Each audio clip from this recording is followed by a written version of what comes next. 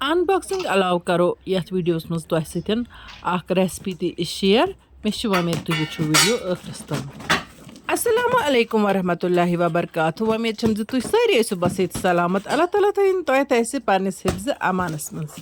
आज मे अख स्पेशल तो अहम चीज़ ऑर्डर कोरमुत। यह चीज़ अगर नहीं मे किचनस मज आसि तो मे किचनस मज दिल लगान तूता अहम प्रत कंस हंद खतर। चूँकि रिवायती तौर न्याम कर इस्तेमाल उस आज इस्तेमाल गसान या कह लुक तथ वकुल त वनान तो न्याम मुख्तलिफ किस्मन हज बड़ लकट तो अमे अलाव बड़ न्याम इस्तेमाल करान रिवायती तौर आजकल तमिक कम इस्तेमाल गसान तथ कंज वनान। ब्रो काले कंजस मज दान मनान ओट पीसान या मसाल तथ कंजस मज दगन खसूसन अत मरचांगन दगन। चूँकि पत मशीनी दौर आव तो इन चीज़न हूँ इस्तेमाल गो वारिया कम तो वन किचनस मज न्याम इस्तेमाल कर तो पत मिक्सर आय तो न्याम हूँ इस्तेमाल कम पहन वनकन कर। मिक्सर न्याम हज काम दिवान बिल्कुल सेकंडन मज यथ काम न्याम मज गंट लगान तथ मिक्सरस मज सेकंड लगान। मिक्सर अगर जान पट इस्तेमाल कर यानी यथ वन मिक्सर यह रचन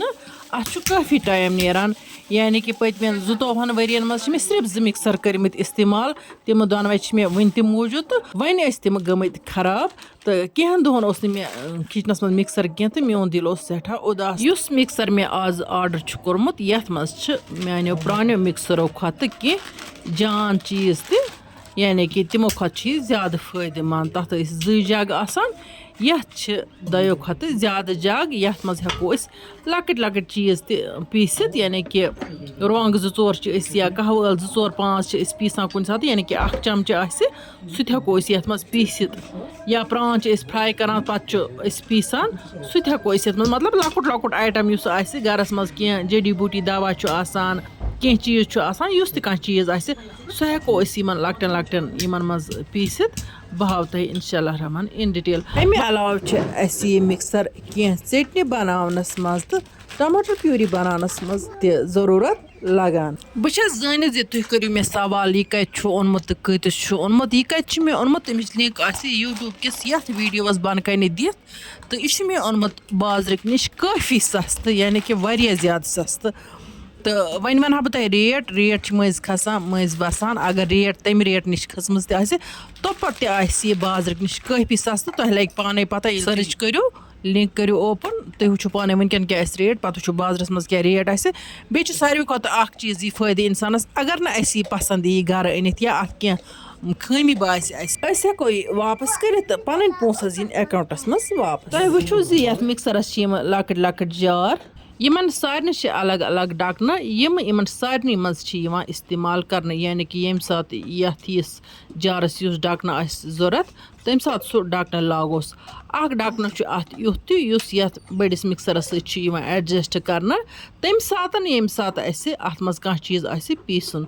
तुम वुचान कम तरीक अत मज एडजस्ट कर चीज़ पीसन सह हेको लकटन लकटन जगन मज पीसित। यह मिक्सर आव मे सठी पसंद तो बे सठी फ़ायदेमंद चीज़ तुह ते अगर पसंद आओ तो कमेंट बॉक्सस मज दीजो ज़रूर पन राय तो अथ मिक्सरस मज बनाव बह आज तोमल ओट तो तमिच रेसिपी कर बह तुह सतन शेयर बह कित कन बनाव अत मज तोमल ओट तो पत कित कन बनाव बह तोमल ओटिस आब ज़ोचि मे उम्मीद तुह वो वीडियो आखिरस तान कमेंट बॉक्सस मज दियो ज़रूर पन राय। यपर किन वो तो काबल नो मे कशर तोमल कह तोमल हेको नित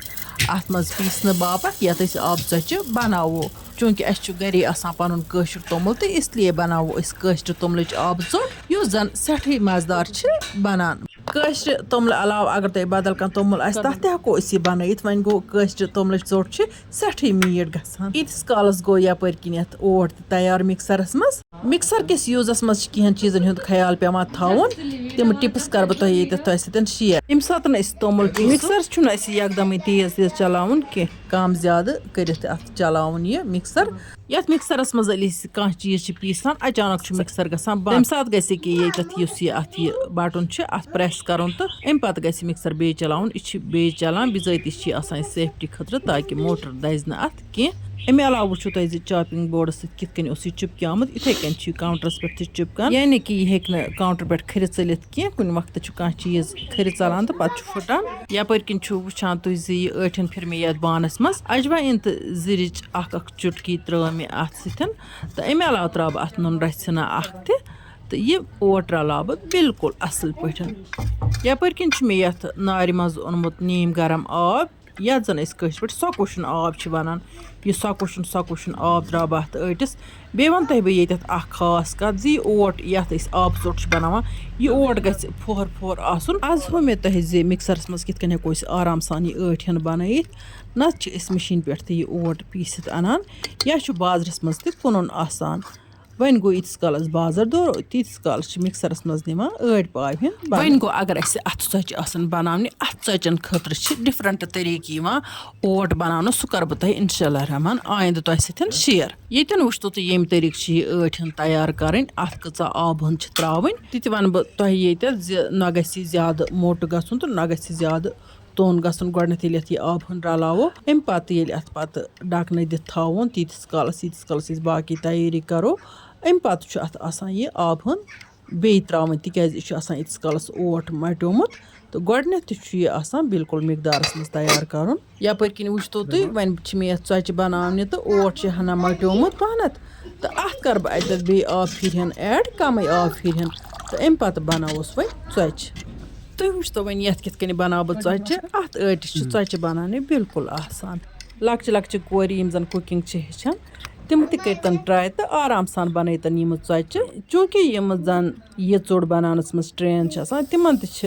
कुन वक्त ये तिम कल बनावान गोडनिच चोट तिमन स्योद स्योद बनान कहें इसलिए गि गाबरुन कि अगर न गोडनिच चोट स्योद गि दोयम गि त्रीम गि प्रैक्टिस कर सह इंसान हेचान यह चोट ये ताय पे त्रो अत जरूरी पे ढकन दिन तो अत दम लगान यह दोनों अंदो गसान तैयार तुम वुचान चोट किस असल बने अम पे दिमो श्राइक सत ताय फशन तो टावल सत दिमोस फश तो त्रावन वन दोयम चोट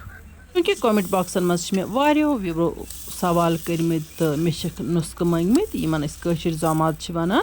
इंशाअल्लाह रहमान कर बह आइंद वीडियो मज तुम सतन कशीर जामात शेयर अजकिस वीडियोस मज द्राय मे गैप कह तो नत कर बह आज तुम सतन कशीर जामात शेयर यपर कन वुचतो इथे कन बना मे दोयम चोट तो यह चोट गई बिल्कुल स्पेशल गोडनिक खोत दोयम ज्यादा असल बनान तो दोयम खोत त्रेयम चोट ज्यादा असल बनान क्योंकि यम षच सठे मजदार गसान चाहे तचे तचे खेमो चाहे 2-3 दोहन खेमो इन बड़ लुत्फ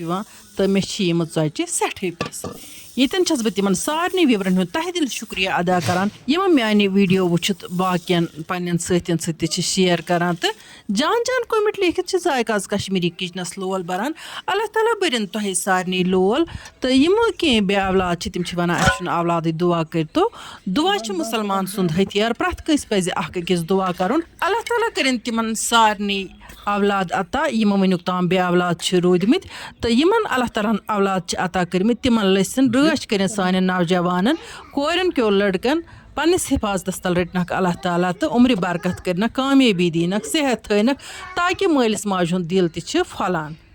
वन अगर तुम सन वीडियो टारिखस वीडियो कर लाइक तो पन्न सतन कर शेयर जान जान कमेंट लिखित बरजो जायकाज कश्मीरी किचनस लोल अल्लाह ताला बरन तुह सारे लोल इंशाअल्लाह रहमान इमो नईस वीडियोस मज तुहद बाबत बे कह नव डाल तोताम तुह तो अल्लाह ताला हवाल अल्लाह निगहबान।